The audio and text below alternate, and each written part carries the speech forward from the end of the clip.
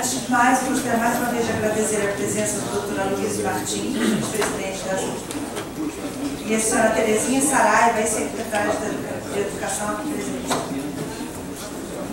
Gostaria então de convidar a senhora Beatriz, diretora do Banco Geral, a se sentar à mesa e convidar o senhor Rodrigo Lacerda, romancista, contista, tradutor e editor, filho de editor Sebastião Lacerda e neto do ex-governador.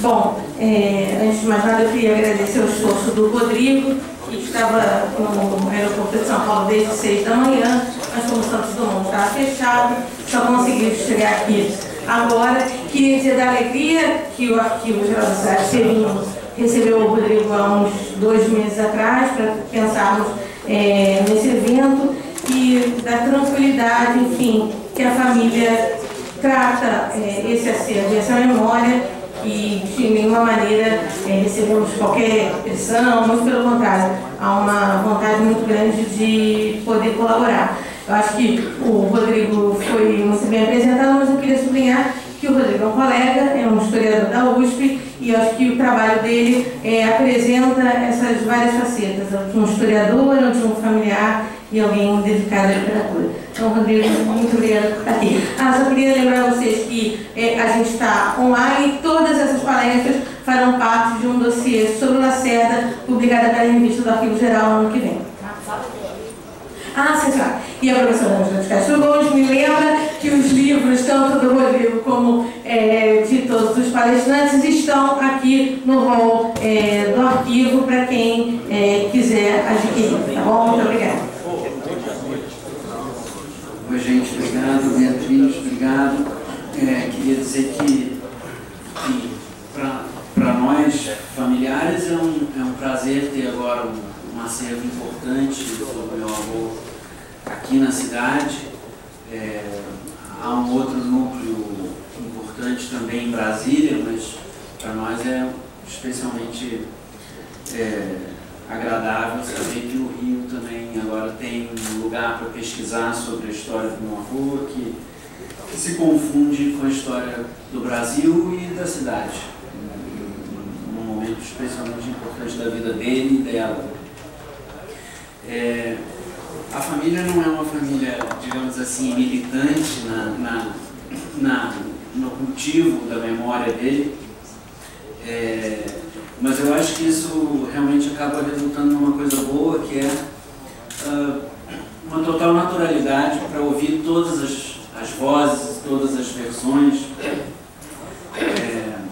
Meu pai costuma dizer que ele não gosta de falar sobre o assunto, porque ele sabe que o ponto de vista dele obviamente, pré-determinado pelo afeto, pelas memórias. Mas também não se importa que ninguém fale. Eu acho que essa é uma postura que, digamos assim, mais ou menos adotada por toda a família. E que bom que, apesar da nossa relativa ausência nessa lida, há profissionais, historiadores que estão cuidando disso. Eu, embora tenha me formado em História, não me considero realmente um historiador, e esse livro que eu escrevi não foi escrito tanto com essa perspectiva. Inclusive porque, contrariando uma das regras clássicas do romance histórico, de que o romance histórico é feito por personagens secundários que vivem acontecimentos cruciais na história de um país. Essa é, digamos, o eixo da receita fundamental do romance histórico. E eu contrario isso e coloco um personagem envolvido no assunto, o meu próprio avô, narrando a sua história depois de morto. O que de saída já subentende que todos os parti-pris, todas as opiniões pessoais, a maneira como ele via as coisas, que não é necessariamente a correta ou a única correta, já estão em jogo no livro.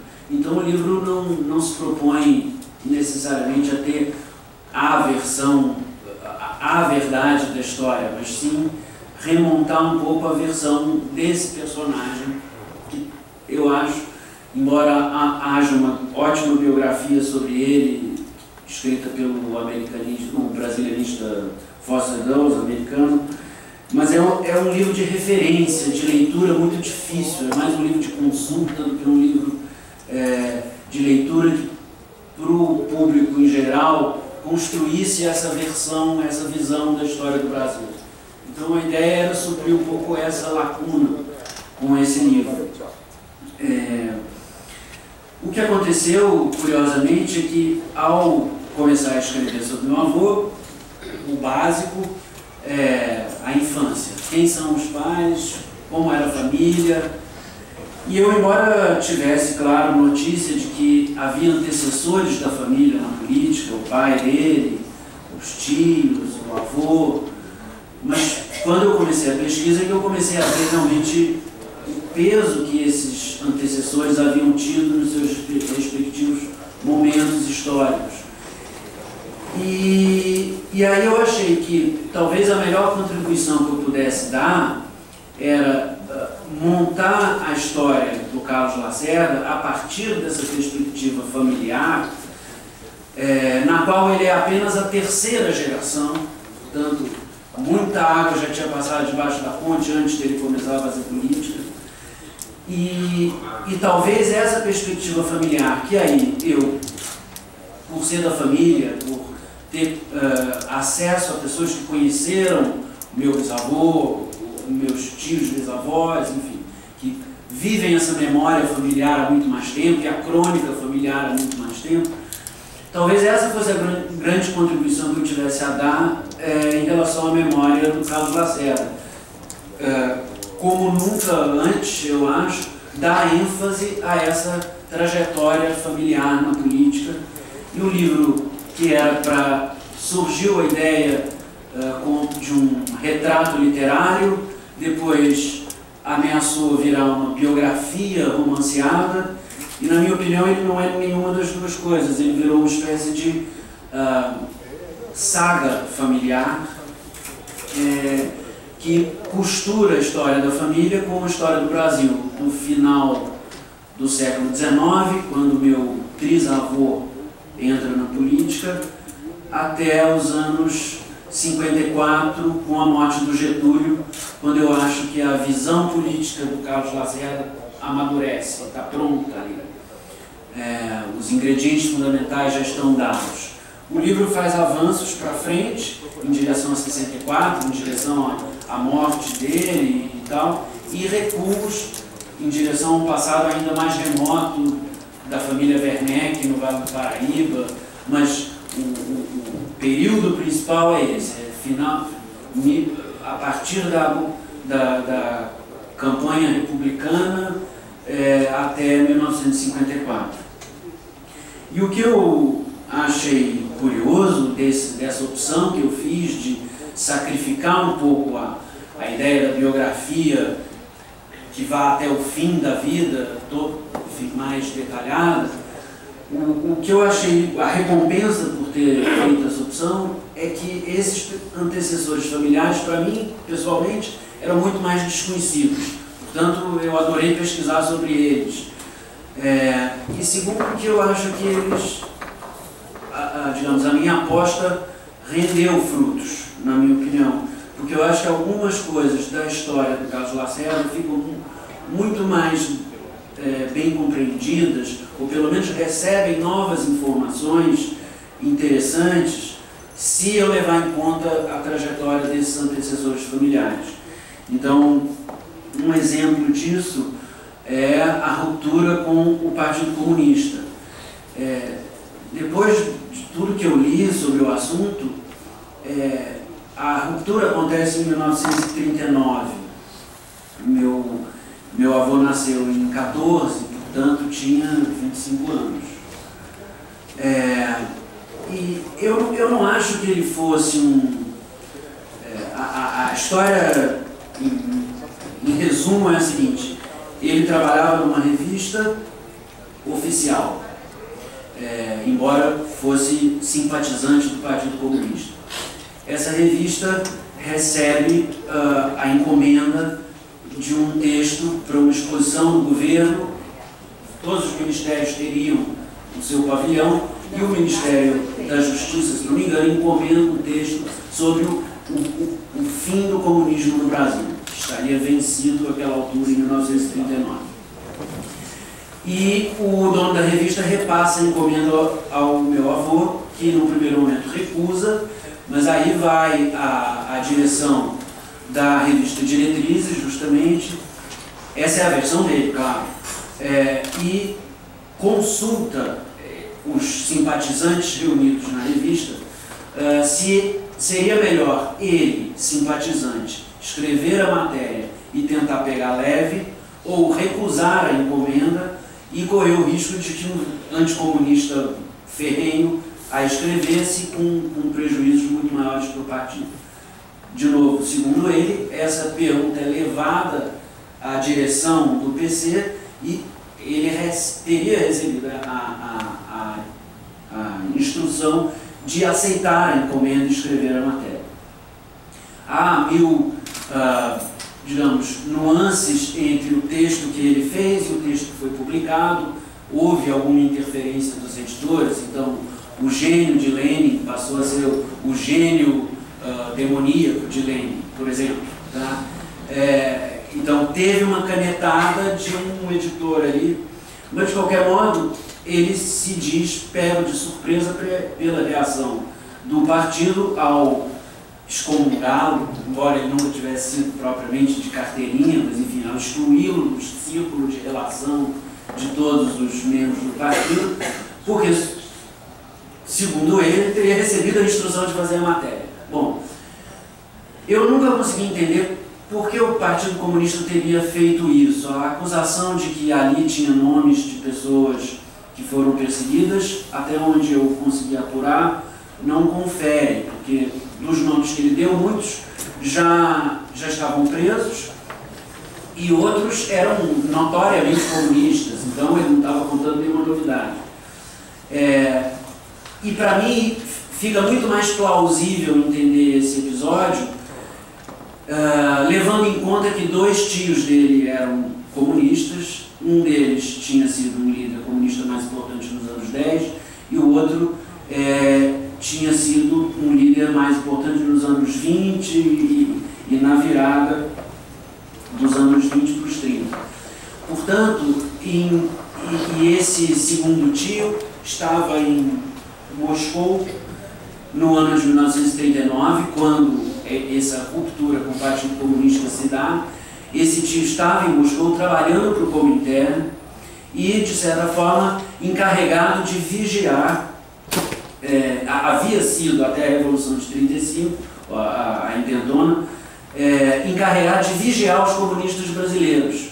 Então ele era de uma ala oposta à do Prestes e tinha sido levado para o Comintern para da Rússia checar os relatórios que os russos recebiam no Brasil e dizer isso é verdade, isso daqui é traidor. Então havia uma disputa interna ali. Esse tio Fernando a qualquer momento poderia voltar para o Brasil. Ele tinha sido secretário-geral do partido, ele tinha combatido a ascensão do Prestes e do prestígio dentro do partido. Quer dizer, eu acho muito mais plausível que o golpe que o partido desferiu contra o menino de 25 anos, líder estudantil fajuto, que tinha largado a faculdade, e mero simpatizante do partido, fosse, na verdade, dirigido ao tio, que esse sim era um comunista de alto coturno, importante, próximo dos líderes russos, e que poderia a qualquer momento voltar para o Brasil e disputar novamente o poder do partido. Então, esse é um exemplo de como, eu acho que olhando para a história desses antepassados, eu ilumino de um outro jeito a história do Carlos Lacerda. E outro exemplo, também importante, é o antigetulismo, que a gente terá sempre, e os historiadores já fizeram isso muito, elencar os motivos ideológicos, políticos, econômicos que fizeram o Carlos Lacerda se transformar num antigetulista.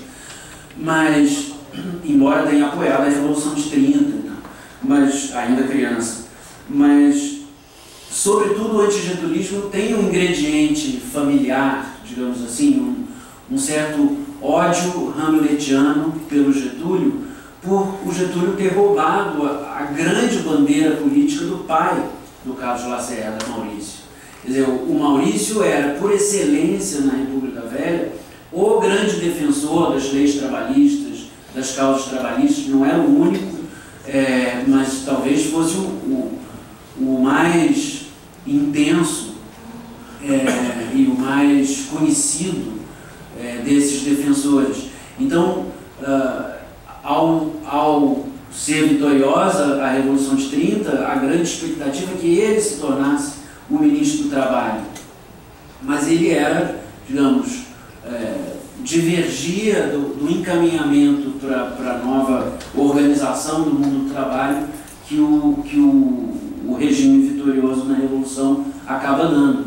Então ele nunca se torna ministro do Trabalho e vai aos poucos vendo a sua bandeira ser dilapidada e roubada pelo Getúlio de um lado e pelos próprios comunistas que não queriam disputando o voto do trabalhador com ele.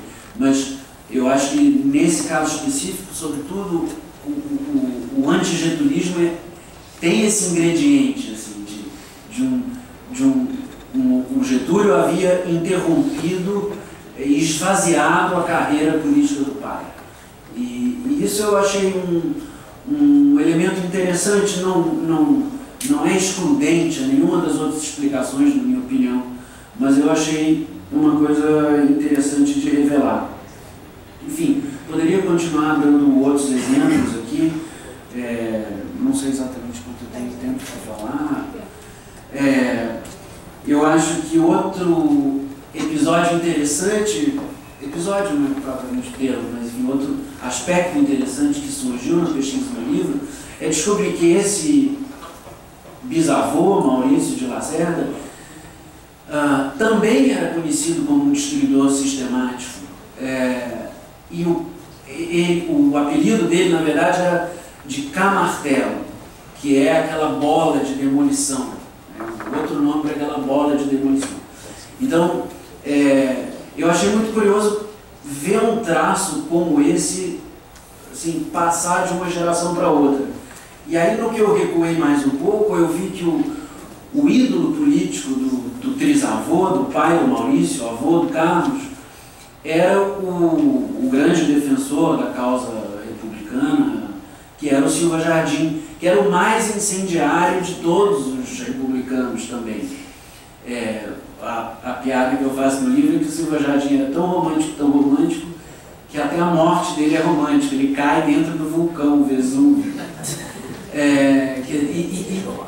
Então, quando eu começo a remontar essa trajetória de políticos que têm esse perfil super combativo, explosivo, incendiário, golpista, romântico, o nome que a gente quiser dar, mas eu começo a remontar essa trajetória e eu me vejo batendo nas franjas assim, e todos eles escrevendo muito para jornal e usando o jornal como instrumento político e digamos assim, explosivo é um termo. Meu avô dizia que ele precisava ser violento porque o Brasil é como um cara bêbado que foi dormir às 4 da manhã e tem que acordar às 6.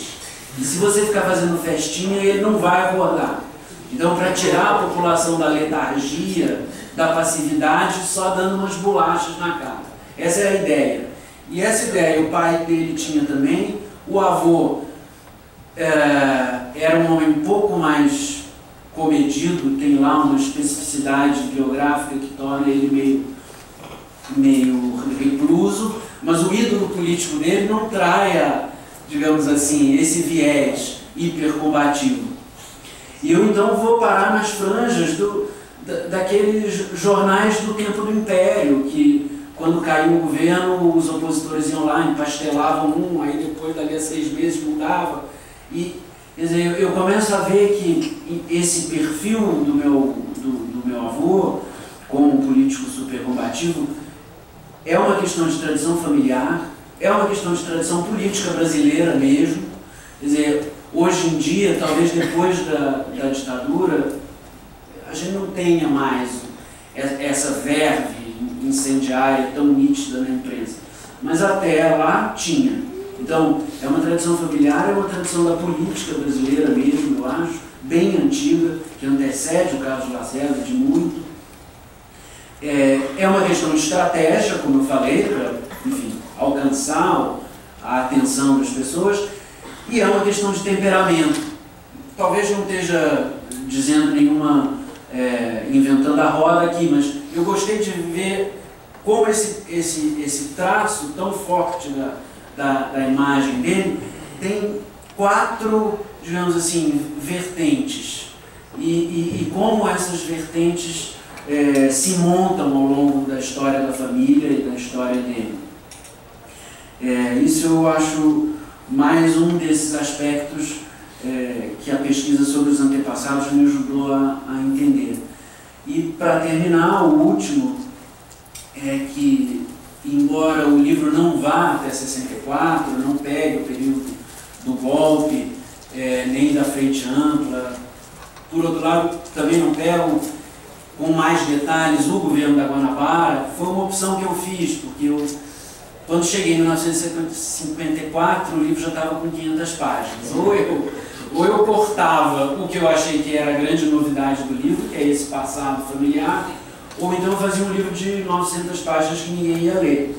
Eu preferi fazer a primeira opção, quer dizer, deixar o livro como estava e tendo em vista que até 54, na minha opinião, essa visão política amadurece, que é o antigetulismo, o anticomunismo e a adoção de um modelo liberal, enfim, na opinião dele, pelo menos, mais avançado do que o liberalismo até então praticado no Brasil e tal. E, embora eu não tenha falado, portanto, desse período do golpe de 64, mesmo isso, eu tenho a sensação de que a compreensão do passado histórico da família me ajuda a entender um pouco. Eu não acho que ele fosse... A oposição ao Jango, claro, era total. Havia, na minha opinião, uma guerra de 2 modelos de país em jogo.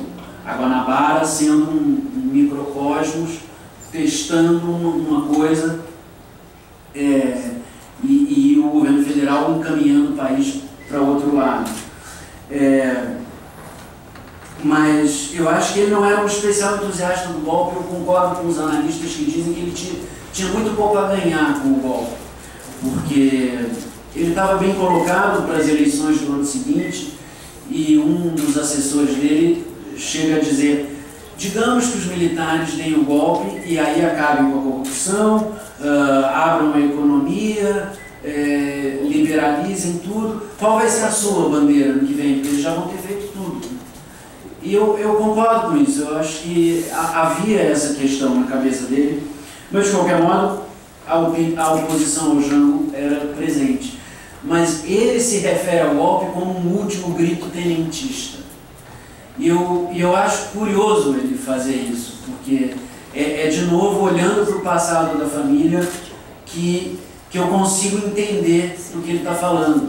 É como se na cabeça dele o golpe de 64 fosse uma segunda chance para o tenentismo, já que em 30 ele julgava que o tenentismo tinha traído as próprias bandeiras. Então, enfim, achei que essa perspectiva que o livro montou talvez não tenha grandes novidades bombásticas, assim, mas acrescenta elementos de cunho mais privado, familiar, assim, mas elementos interessantes para compreender a cabeça dele em vários momentos da história. E, enfim, essa é um pouco a história do livro. Eu não sei mais o que poderia dizer aqui, podemos conversar agora, né? Então, a gente agradece o depoimento do Maurício e do Rodrigo e abre o debate. Enfim, para realizar a solicitação.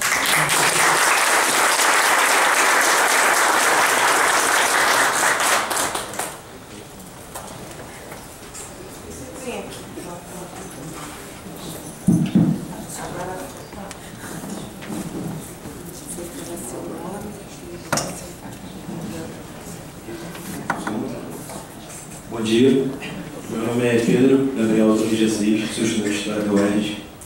Você falou da questão da família de Lacerda ter uma longa tradição já na política e alguns membros terem uma tendência comunista. Não sei se, quando Lacerda desponta, já atacando bastante o comunismo, grande parte dessa família era ainda viva. Como, se fossem vivos, como eles se posicionavam em relação a esses ataques de Lacerda? Bom, quando ele se torna efetivamente... o partido rompe com ele, porque não é ele que rompe com o partido, é o partido que rompe com ele. Inclusive, ele fica alguns anos tentando se reconciliar com o partido. Aquela tentativa que a professora mencionou junto à revista Diretrizes foi uma das tentativas frustradas de se reconciliar com o partido.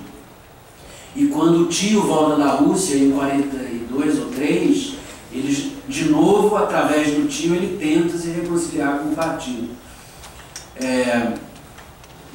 Então, em 39, quando o partido rompe com ele, um tio estava fora de combate, tinha sido torturado em 30, em 32, em 35, em todas elas, além da sífilis, tinha enlouquecido e estava num sanatório. O outro tio estava em Moscou, rompido com a direção nacional. Então, quando ele rompe, na verdade tinha um tio em condições de revidar, ou de agredir, ou de tomar ou não as dores do Partido Comunista. Isso acaba não acontecendo porque, como eu digo, ele continuou tentando se reconciliar com o partido há alguns anos.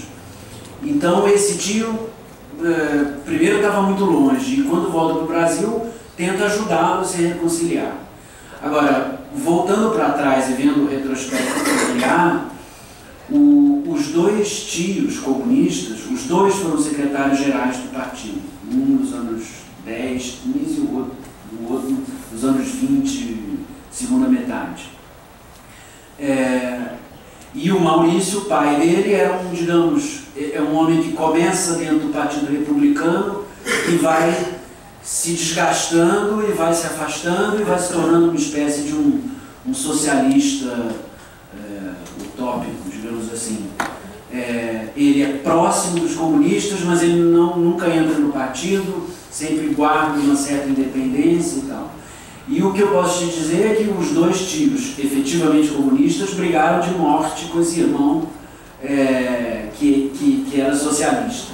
Sempre que houve um conflito de interesses, os dois tios comunistas tomaram o partido do partido. Um caso que esse eu retrato em detalhe no livro é a disputa pelo Prestes. O Prestes, ao final de 27, quando termina a campanha da coluna e ele vai se exilar na fronteira sul do Brasil, é o maior líder militar do Brasil e que, além de líder militar, ganha uma projeção também como líder social, por ter ido conscientizar as populações do interior e tal. E o Prestes passa a ser disputado tanto pelos revolucionários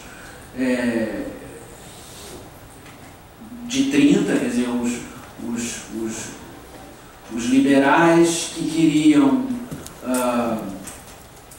criar sublevações militares, ainda que o Prestes fosse uma pessoa um pouco mais à esquerda do que as lideranças, a maior parte delas, mas o Prestes recebeu um dinheiro vindo da